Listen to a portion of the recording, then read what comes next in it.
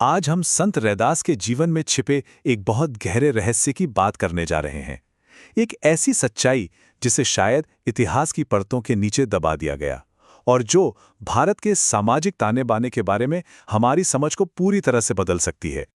तो चलिए सीधे इस सवाल से ही शुरू करते हैं। 15वीं सदी में एक चर्मकार जिन्हें उस समय अछूत माना जाता था, संत रैदास, उनका आध्यात्मिक रुतबा उस दौर के राजकुमारों से भी बड़ा कैसे हो गया?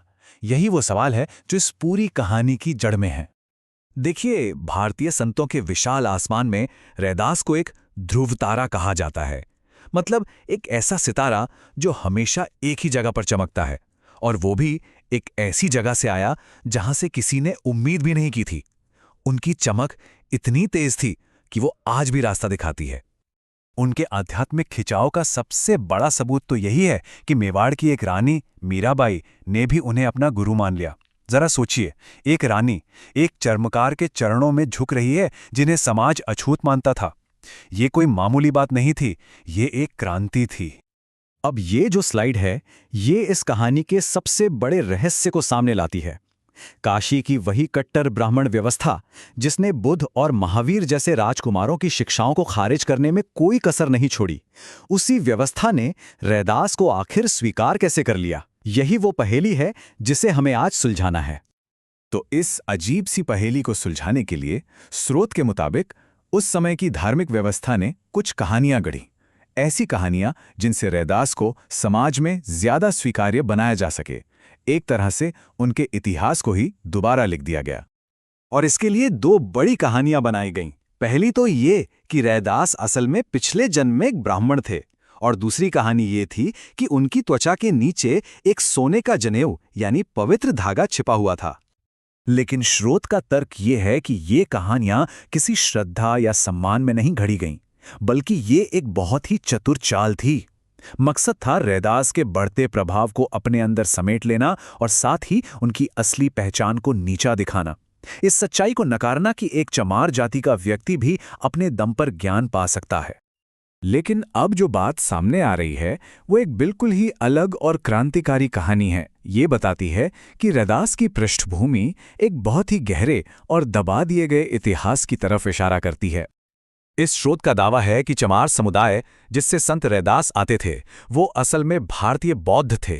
जब बौद्ध धर्म पर अत्याचार हुए तो जो लोग देश छोड़कर नहीं जा सके, उन्हें अछूत बनाकर हिंदू समाज के सबसे निचले पायदान पर धकेल दिया गया।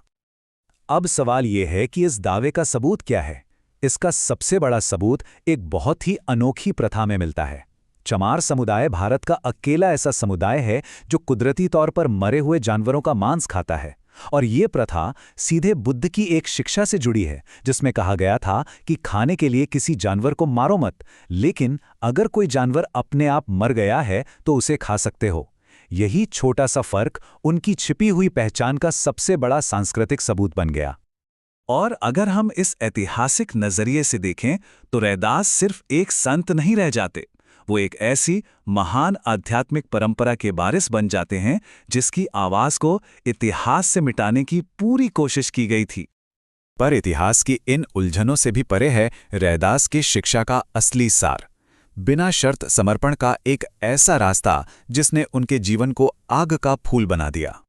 रैदास ने सिखाया कि सच्चा विश्वास किताबों से या किसी के कहने से नहीं आता, वो तो ईश्वर की एक सीधी झलक से पैदा होता है।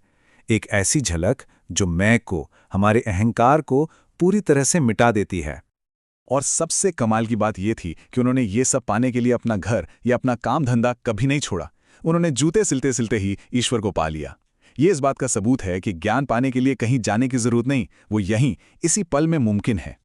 तो अंत में उनके सबसे बड़ी प्रार्थना क्या थी?